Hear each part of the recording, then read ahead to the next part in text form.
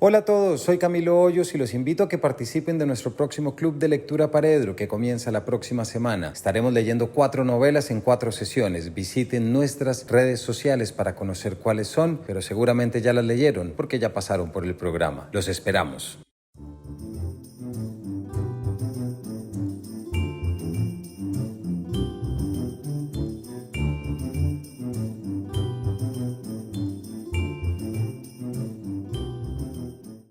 Hola a todos, bienvenidos a Paredro, el espacio, podcast, video de autores, editores, novelistas, cuentistas. Fernanda, bienvenida a Paredro. Gracias y qué bueno estar de nuevo acá conversando, pero esta vez ya en la modalidad video live. Muy en la modalidad de tu novela, digamos muy desde el cambio que tuvimos ya con el capítulo anterior, porque Fernanda, esta es la segunda vez que está con nosotros acá. Desde la casa, Fernanda, te hemos seguido siempre, somos muy fans. Pues la novela que acabas, que en el afán la tengo y ahorita ya la vamos a mostrar. Fernanda, una novela que fue catalogada como uno de los libros más importantes del 2020, por un lado, una novela que fue publicada ya hace por ahí unos 8 meses, pero que quisiera arrancar, Fernanda, una novela que se terminó de escribir en el 2018 y una novela que de repente nos está hablando con un título absolutamente hermoso en medio de la podredumbre de la que vamos a hablar reflejada en esta sociedad, ¿cierto? Hay algo, Fernanda, por donde quiero arrancar. André Breton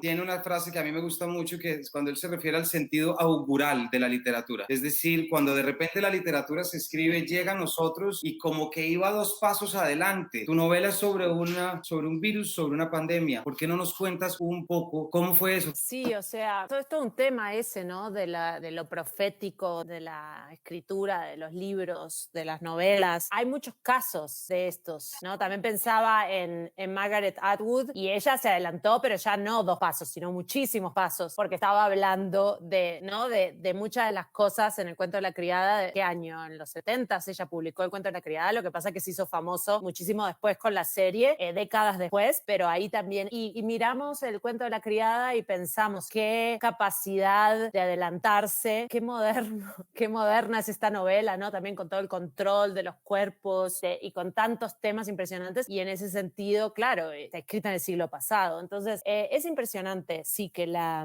literatura tenga esa capacidad. Yo pienso que, digamos, tampoco tengo una explicación que puedo firmarla, sino que son especulaciones mías. Mucho tiene que ver con que los problemas están desde antes presentes, ¿no? Lo que pasa es que no los vemos hasta que los vemos. Escribir casi siempre consiste en observar mucho, o sea, por eso el escritor también tiene una personalidad que puede verse como introvertida, retraída, puede ser tímida, pero en parte es porque hay un estado de contemplación que es necesario para poder escribir, y ese estado de contemplación consiste en estar mirando el presente y de alguna manera ir leyendo claves en ese presente de que luego se hacen evidentes un tiempo después para todo el mundo, pero que estaban ahí hace tiempo. Y yo pienso que eso por un lado. Por otro lado, me parece que tiene mucho valor el inconsciente colectivo, o sea que ahí hay una cantidad de información en el inconsciente colectivo como fluyendo, y que también es como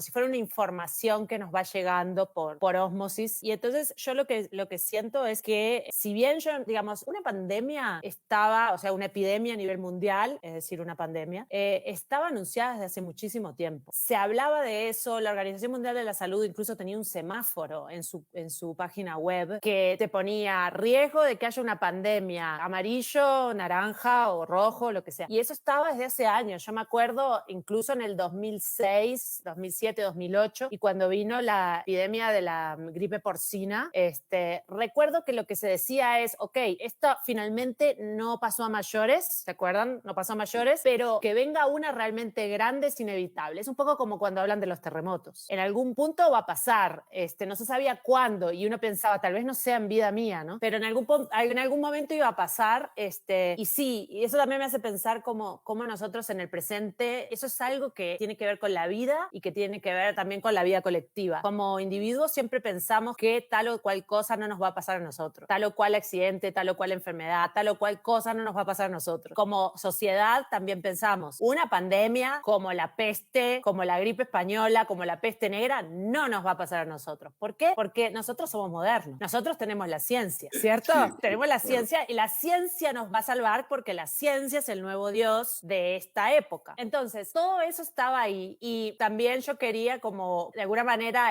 ponerlo sobre la mesa, pero también con un cierto humor, como burlándome también de esta creencia, ¿no? Como esta sensación de que por un lado sentirnos invencibles, por otro lado sentirnos tan modernos como sociedad, cuando todas las sociedades, incluso todas las sociedades fueron la más moderna hasta que dejaron de ser la más moderna y vino otra más moderna. O sea, realmente tiene que haber una época en que la gente de la Edad Media pensó que eran súper modernos.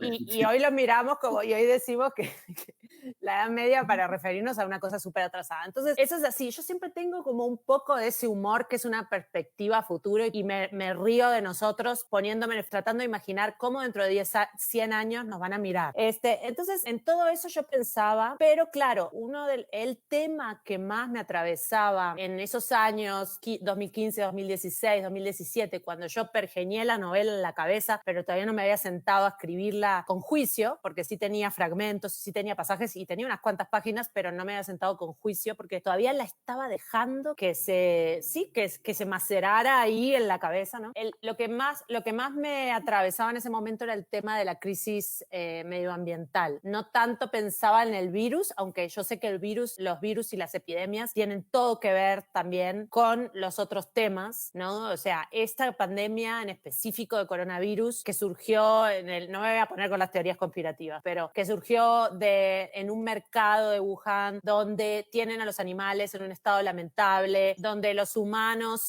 están manipulando cadáveres de animales que no están en buen estado sanitario, luego se los comen. Todo tiene que ver también con cómo nosotros nos relacionamos con el planeta y con las otras especies. Y ese es un interés, así es, como muy, sí, que cada vez me empezó como a interpelar más y que me llamaba con urgencia a reflexionar, porque yo quiero recordar a la audiencia que antes de que todos habláramos únicamente del coronavirus, estaba que se venía el fin del mundo porque nos quedan unos pocos años para revertir el daño que le estamos haciendo al medio ambiente y no estamos haciendo nada al respecto. Pues mi opinión es que no lo vamos a hacer, pero no voy a ser catastrófica, simplemente lo estoy diciendo que antes de que viniera el coronavirus había una sensación de urgencia y de miedo de esta destrucción del planeta. Yo, Fernanda, de manera individual no la puedo parar. Estoy en manos de unos poderosos, todos nosotros individuos estamos en manos de unos poderosos que son los únicos que podrían tomar decisiones radicales, que no las van a tomar porque ya sabemos por qué, y esto es tremendo, ¿no? O sea, puede ser que yo no lo llegue a ver, pero igual esto es lo que está pasando y es urgente y no estamos hablando lo suficiente desde la escritura, no estamos hablando lo suficiente. Todos seguimos haciendo como la vista gorda a este tema urgente, pero también hay otros temas urgentes, hay muchos temas urgentes. No, pues y tú la verdad es que en la novela cubres muchos. Es que hay algo que te estaba diciendo ahorita, Fernanda, y quiero arrancar por ahí también a nuestra audiencia, y es que yo de alguna manera siento que fue con tu novela que entendí a través del lenguaje literario lo que estamos viviendo. No había tenido un espacio, porque como te lo decía antes, cuando uno lee tu novela, y esto es para que todos nuestros oyentes y espectadores vayan a leerla, ya está toda nuestra experiencia decantada, ya está toda nuestra experiencia sopesada. Nosotros venimos leyendo textos sobre el coronavirus, se han publicado diarios del aislamiento, se han publicado, mejor dicho, ya en el último año y medio se ha publicado mucho, pero de alguna manera lo que caracteriza a esos textos es su noción vertiginosa de no sé muy bien cómo agarrar esto, estoy avanzando en una lentitud que me toma y el lector también se agarra a eso. En cambio tú, por ejemplo, tienes, y quiero arrancar con una frasecita, con un pedacito, estoy hablando de la página 45. El comienzo nunca es el comienzo. Lo que confundimos con el comienzo es solo el momento en que entendemos que las cosas han cambiado. Entonces, más allá quisiera rescatar, Fernanda, porque sí, podemos decir, qué coincidencia, wow, si estabas pensando en algo que después pasó, pero es mucho más potente de eso, porque lo que hace es ponernos en relación a la literatura y abogar y abrir unos espacios de reflexión absolutamente necesarios como tú los traes. Entonces, quisiera cerrar esta primera pregunta con eso, es decir, yo, gracias a ti, gracias al estilo poético, porque eso es otra cosa que vamos a entrar a hablar ahora, encontré una poesía y una poética distinta en todo lo que estamos viviendo. Claro, yo pienso que lo que te decía, todos estos temas son, claro, siempre la pregunta al momento de escribir, todos los que escribimos, que nos hacemos es, ¿cómo hago para abordar poéticamente, literariamente, este tema que es tan actual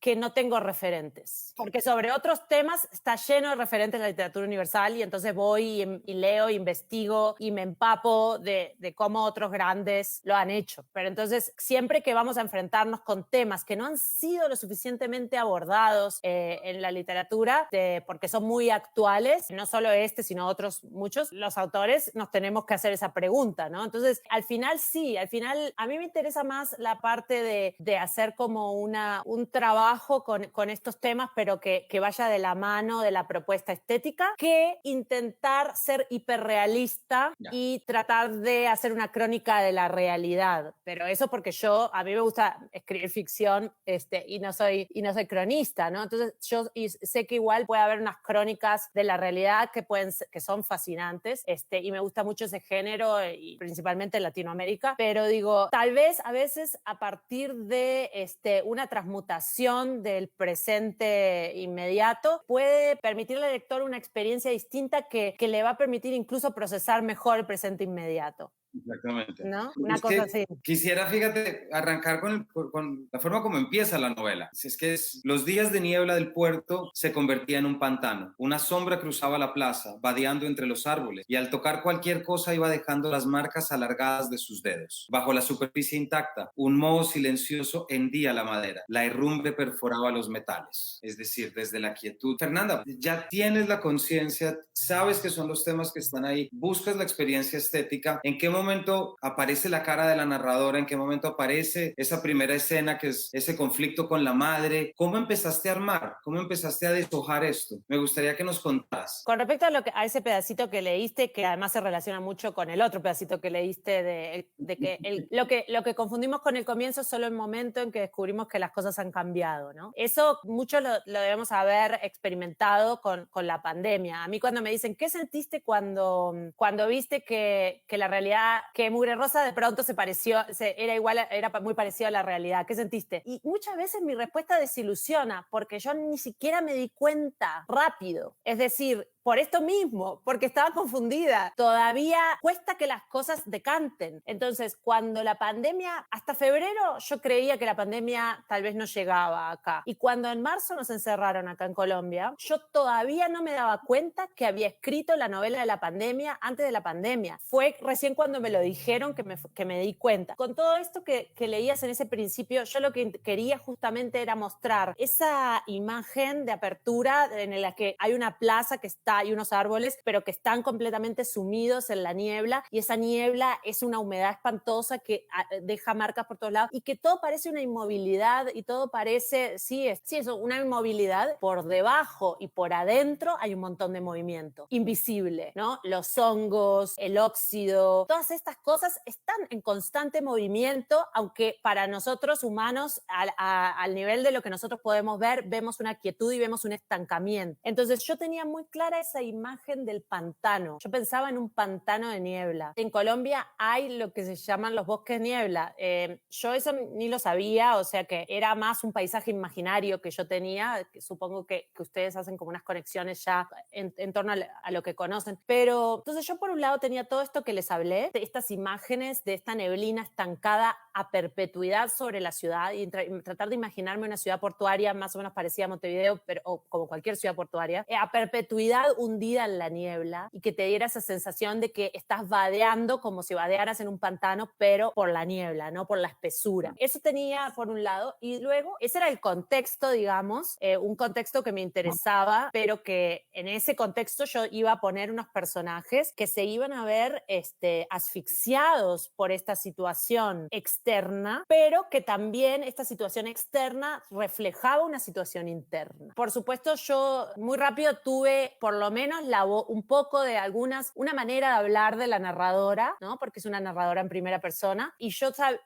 tenía unos elementos, o sea, tenía esa relación conflictiva con la madre, sabía que ella tenía una expareja, todavía no me quedaba muy claro qué tipo de relación tenían, pero también había un conflicto ahí, y tenía el niño, yo sabía que ella iba, que en el centro de la historia y en el medio de este pantano y en el medio de esta ciudad vaciada y completamente devastada y desolada por esta peste climática además, ¿no? Como una Claro. ecocatástrofe, iba a estar esta mujer absolutamente con sus afectos destrozados, con un niño enfermo. Y ese iba a ser el centro de la historia, ¿no? Ese vínculo entre esta mujer, que no entendemos si está hiperdeprimida o es apática o está en un duelo, ¿no? Como que tiene una cosa muy melancólica, y su vínculo con el niño y cómo ese vínculo también va a ir generando una transformación. Bueno, ahí te quiero preguntar, hay algo que para que los oyentes y los que no han leído aún la novela, estamos hablando de una ciudad de Montevideo. Bueno, Montevideo no se dice en ningún momento, se habla de San Felipe, ¿cierto? Pues voy a leer un parrafito para que la gente se lo pille, Fernanda. Estoy hablando de la página 105. Los días siguieron pasando entre un apagón y el otro, sin saber nada de mi madre. No me resulta fácil describir el tiempo del encierro, porque si algo caracterizaba el encierro era esa sensación de no tiempo. Existimos en una espera que tampoco era la espera de nada concreto. Esperábamos, pero lo que esperábamos era que nada pasara, porque cualquier cambio podía significar algo peor. Ahí está mayo del año pasado, ahí está junio del año pasado. Es decir, es que fíjate, hay algo que mientras estaba oyendo ahorita Fernanda, recuerdo muy bien que nosotros hicimos esa campaña de historias de gratitud en que te acuerdas que invitábamos a la gente a hablar, y yo me acuerdo que tú y yo hablamos y tú me dijiste, aún no, la gente necesita pensar más, la gente necesita aterrizar más, no es el momento. Y claro, y ahora que te oigo, tienes toda la razón, pero decía, claro, ahí ya había una novela escrita sobre todo esto, ¿cierto? Qué increíble como son los tiempos y las lecturas, ¿cierto? Y como el tiempo también organiza estéticas y como el tiempo también nos ayuda a entender aquello que se había hecho. Entonces, desde ese aspecto yo creo que hay algo muy fuerte. Te quiero preguntar por uno de esos elementos, Fernanda, que aparece acá, porque evidentemente estamos frente a una ciudad azotada por una pandemia, por un virus representado en un viento rojo que irrita la piel y hace que la piel caiga. Somos testigos del último pez y de la desaparición de los pájaros, ¿verdad? Repentina. Digamos que en medio de esto, en medio de esta creación y como lo vas llegando, aparece la mugre rosa. Y ahí es donde de repente hay una visión completamente distinta sobre lo que esperábamos, porque parece que si hay un mensaje que tú estás dando aquí es la alimentación, el alimento. ¿Qué tanto implica esto? ¿Por qué no nos cuentas un poquito? Yo ya tengo aquí la página, obviamente, ese nombre tan poético y que representa algo tan lo contrario, tan tenebroso. ¿Por qué no nos cuentas el origen de ese nombre tan bonito a pesar de lo que esconde? Increíblemente, ese nombre no me lo inventé. Yo descubrí la existencia de este subproducto de la industria cárnica que tiene un nombre técnico, como lo dice en la novela, que tiene un nombre técnico que ahora es TLBT, que es como, ahora no me acuerdo exactamente, pero es como carne finamente texturizada, una cosa así, un nombre totalmente eufemístico que no te da la idea de la asquerosidad de la que se trata, porque finamente texturizada, nada que ver a lo que realmente es, ni que fuera así, no me hace pensar en algo muy sofisticado. Pero comúnmente se le dice mugre rosa, realmente mugre rosa no se usa tanto, pero por ejemplo en España es muy común que se le llame baba rosa, la baba rosa. Y en una época, en otros años, en los 80s, los 90, hubo mucha polémica con respecto a este subproducto, a esta manera de procesar los desechos cárnicos, tanto de la vaca, del cerdo, como del pollo, para aprovecharlos al máximo. Y también es una cosa súper capitalista, ¿no? Como decir, bueno, aprovechemos y saquemos rendimiento al máximo de cada animal. Eso implique una cosa asquerosa que podría ser mala para la salud o no, no se sabe. Bueno, hubo mucha polémica en Estados Unidos y en Europa. En varios países se prohibió, en otros no, pero mucha gente no lo quería comer, no, sobre todo no se lo querían dar a los niños. El proceso, básicamente en qué consiste en agarrar todos esos desechos que normalmente se botarían porque son o partes, pedacitos de carne que quedan muy sucios del animal porque están cerca del recto, o de partes del animal que donde hay muchas bacterias y no sería sano, sería riesgoso comérselas, o bien son unos restos realmente minúsculos que quedan pegados al hueso y sacarlos es imposible. este sistema lo que hace es calentar todas estas carcasas para poder extraer esos pedacitos, pero luego esos pedacitos no forman una hamburguesa ni nada, porque obviamente son pedacitos sueltos. Entonces hay que centrifugarlos a altísimas temperaturas, hay que desinfectarlos con amoníaco porque podría tener bacterias letales, y luego apachurrarlos y convertirlos en una pasta de dientes rosada que sale por un tubo gigantesca y que luego va a parar a nuestras hamburguesas,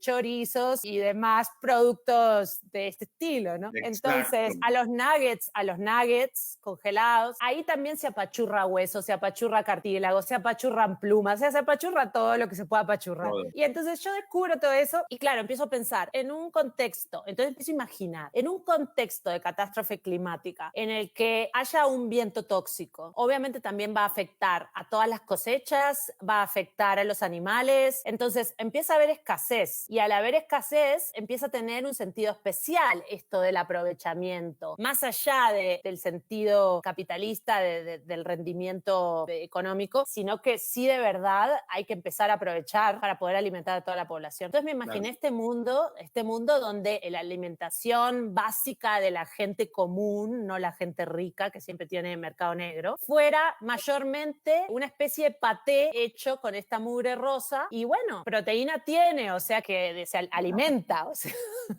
alimenta, eso sin duda. Estoy en la página 49. A veces me llevaba a recorrer la fábrica, se refiere a Delfa, y hasta hoy recuerdo el olor rancio a gelatina de carne y a tierra enmohecida. Le llamaban mugre rosa y olía a sangre coagulada y al líquido que Delfa usaba para lavar el baño. También Delfa olía así, sus dedos que restregaban el mono de Don Omar con jabón antibacterial, quitaban los cordones de los zapatos de tela para lavarlos con jane y los colgaban en la terraza, donde el sol los terminaría de blanquear. Ahí creo que está, y bueno, y ahí empieza lo de la mugre rosa que tenía un nombre técnico. Pero ahorita, Fernanda, el tiempo se nos agota y siempre hay mucho contigo, muchas ganas de muchas cosas, de muchas preguntas, pero hay algo que quiero preguntarte, Fernanda. Hay un momento en el que está Max, que es el ex marido de la narradora, ex esposo de la narradora, que está en la clínica, ¿cierto? Que está teniendo, es un enfermo crónico y eso despierta envidia, es otro tema, pero eso despierta una envidia también como de todas las partes. Pero hay un momentico en el que cuando llega la narradora a preguntar, a visitarlo, eso es más allá de la mitad, de repente están hablando con Patricio y hay toda una discusión sobre la vida o la libertad.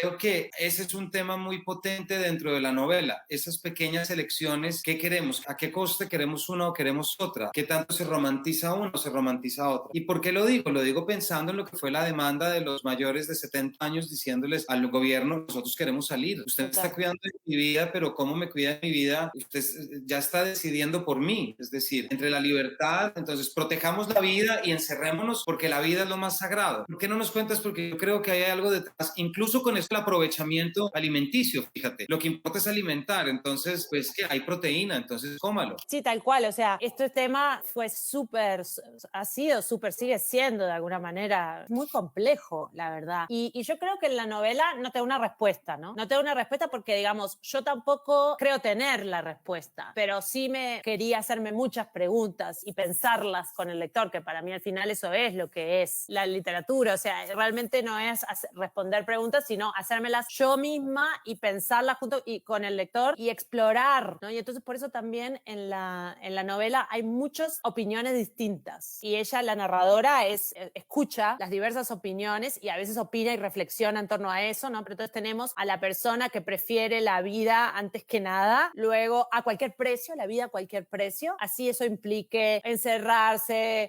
no sé, hoy podríamos decir no ver a nadie, pasarse todo un año en la cama, o eso implique irse de la ciudad e irse a vivir a una especie de gueto donde también todo está hipercontrolado por el Estado, etcétera. O sea, hay muchas opciones y de luego están los que piensan lo opuesto y luego están también, y ella se pregunta, y es una pregunta que yo me hago también, si tal vez yo tengo derecho a elegir, porque yo creo que todos tenemos derecho a elegir cómo vivir, ya es lo que pensamos, pero también cómo morir. No tengo por qué elegir siempre la salvación. Puedo preferir, no, ¿no? Entonces ahí están los pescadores, por ejemplo. Los pescadores eligen no irse del puerto porque llega un punto que tal vez esa elección es un atentado contra tu identidad y preferís que se te acorte la vida y no tener que transar en determinadas cosas. Entonces los pescadores deciden quedarse ahí porque si esos pescadores se fueran para vivir al campo allá, cuando toda su vida han sido pescadores, pescadores y nada más, y tienen todo su vínculo puesto, su identidad está puesta con el mar y con ese acto de pescar. Si se van a vivir al campo y dejan eso, de pronto están muertos en vida y para ellos no tiene tanto sentido vivir así. Y eso tiene que ser respetado, pero es duro. Yo me acuerdo que yo leí, que me impactó muchísimo cuando lo leí, Voces de Chernobyl, de Alexievich. Estaba pensando en Chernobyl justamente ahora. Total, Sí, y sí, si sí. ustedes leen Las Voces de Chernobyl, si lo leyeron, van a ver que hay unos testimonios impactantes de ancianos y de una anciana, por ejemplo, que no quiso irse de la zona totalmente contaminada, porque ella no quería abandonar su casa, que era lo único que había tenido durante toda su vida, con su granja. Y es brutal, pero también a los que desplazaban y sacaban de ahí, los mandaban a estar en una situación pésima. O sea, tampoco es que les regalaban un penthouse en Moscú. También hubo un montón de personas que sentían que no tenía sentido, que iban a perder toda su razón de ser si se iban y si iban a vivir de otra manera. Entonces es tan complejo y es tan personal. Claro. Pienso que hay que escuchar a esas personas y respetar sus decisiones con todo lo que implica, incluido, bueno, pero mira que te puedes morir, ok, pero tiene derecho a elegir, también incluso tiene derecho a elegir morirse, porque yo creo que en nuestra sociedad es casi como que está mal no querer vivir o querer arriesgar la vida, ¿no? Entonces, o sea, eso ha sido muy, muy fuerte todo este tema de la gente mayor y cómo ha quedado con la pandemia bastante manifiesto lo que ya sabíamos, y es que para la sociedad los mayores de 70 son descartables. Exactamente. Son la carne de cañón y no importa si se mueren. A mí una de las cosas que más me impactó al principio de la pandemia era cómo cuando se hacía la lista de muertos, esto pasó mucho en Uruguay, entonces te decían, como allá son menos muertos, se podían contar, entonces te podían decir, hoy murieron 20, 19 personas mayores, 19 personas eran de 80, de 76, de no sé qué, y una era de 35. Todo el mundo llorando por la de 35 y los otros eran como, bueno, pero tenían más de 70. Como que esas vidas no tienen valor, ¿no? Entonces es mucho, mucho para conversar. Es que además es que mientras te escucho también pienso como en tu caso obviamente, y esto ya a mí me gusta siempre decirlo, como la novela encuentra ese espacio para mostrar que las cosas nunca son blanco y negro, aquella tendencia que nos llevan a querer entender todo tan fácil. Hay un momentico en el que creo que es Max quien le dice a la narradora, o es la narradora quien dice, es que hay cosas que no se entienden con la cabeza, y eso fue de subrayar inmediato, porque claro, esto no es para entenderlo con la cabeza, es decir, los tecnócratas nos llevarán a entenderlo con la cabeza, y qué es con la cabeza, pero una cantidad de cosas que yo creo que de alguna manera no están siendo un fiel reflejo de lo que es la experiencia emocional, de soledad, etcétera. Fernanda, se me acaba el tiempo, pero bueno, no me importa porque te quiero hacer una última pregunta. Cuando una novela, Fernanda, como la tuya, que sobrepasa con creces la mera coincidencia, ¿cierto? Porque claro que hay una coincidencia, pero no es de la nada, es decir, es algo que tú ya venías trabajando y venías pensando. Si te pudieras imaginar el futuro de esta novela en 15 años, es decir, si te pudieras hacer un ejercicio proyectivo, ¿cómo te la podrías imaginar? Y no me refiero a premios, que eso seguramente llegará, etcétera, etcétera. No me refiero a ese lugar que has generado en tu novela, porque yo creo que tu novela creó un espacio seguro en el que la gente, y todos quienes nos están oyendo, lo digo y lo repito, van a entender su emocionalidad a través de esta novela en muchos aspectos y van a entender muchas cosas. No digo que todas, no digo que es una novela que va a aclarar todo, Fernanda, tampoco, porque es literatura, pero sí es verdad que el lector va a pasar lo que pasa a la narradora, que es narrar para entender. Nosotros tenemos esa oportunidad que es leer para entender. Entonces no sé si te quieres arriesgar dentro de esa pregunta que normalmente no hago, pero ¿cómo te gustaría imaginar el envejecimiento de esta novela? No, o sea, a ver, si podemos soñar, puedo soñar que no envejezca. O sea, a ver, yo creo que lo que tienen los libros es que si se tiene mucha suerte, por supuesto, el libro envejece bien, quiere decir que a la luz va cambiando la realidad, el tiempo pasa, van pasando nuevas cosas, pero empieza a resistir nuevas lecturas desde otros lugares. Entonces, de pronto hay una parte que hoy genera un montón de interés, como es todo este tema de la pandemia y del tiempo y del encierro y de todas estas coincidencias como los conspiranoicos que aparecen en la novela también, que niegan que haya una catástrofe aunque la ciudad está totalmente vaciada, y yo me burlo de eso, y todavía no había ocurrido todo lo de los negacionistas y todo Trump y todo lo que pasó después, ¿no? Entonces eso puede generar mucho interés hoy, pero con el paso del tiempo, si la novela tiene suerte y resiste ese paso del tiempo, permite unas lecturas desde otros aspectos. Entonces puede interesar en otro momento más pensar el tema de la maternidad, por ejemplo, o en otro momento pensar más el tema de la ecología y del medio ambiente, y poder leerse de distintos ángulos. Eso es lo que yo desearía para el libro, ¿no? Que también resista relecturas de los mismos lectores, y que en la nueva lectura puedan de pronto mirar más, encontrar el interés en otro aspecto, ¿no? Irle viendo como distintos ángulos, porque como vos decías al principio, hay muchos temas que están ahí desde, ¿no? El tema de las paradojas, el tema de los vínculos afectivos, el tema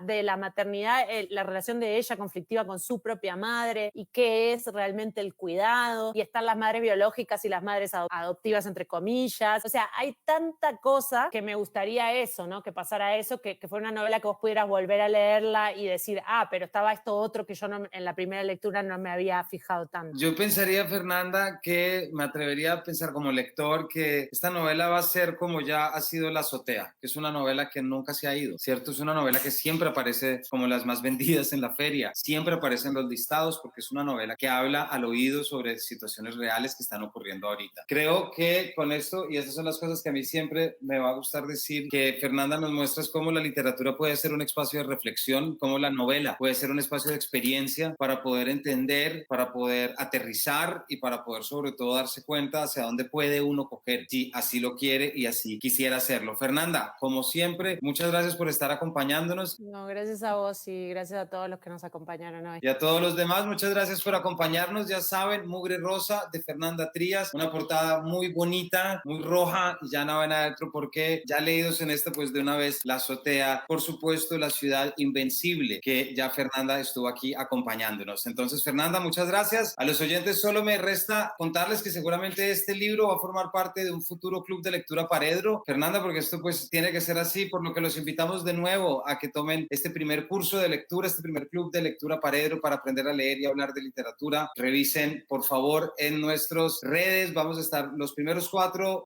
jueves de julio, y yo estoy casi seguro, Fernanda, que muy próximamente este estará incluido dentro de esos. Así que muchas gracias por haber estado acá. A todos ustedes, muchas gracias por acompañarnos. Ya saben el camino a su librería y ya saben el título, Mugre Rosa. Así que muchas gracias y nos vemos en una próxima edición de este Paredro.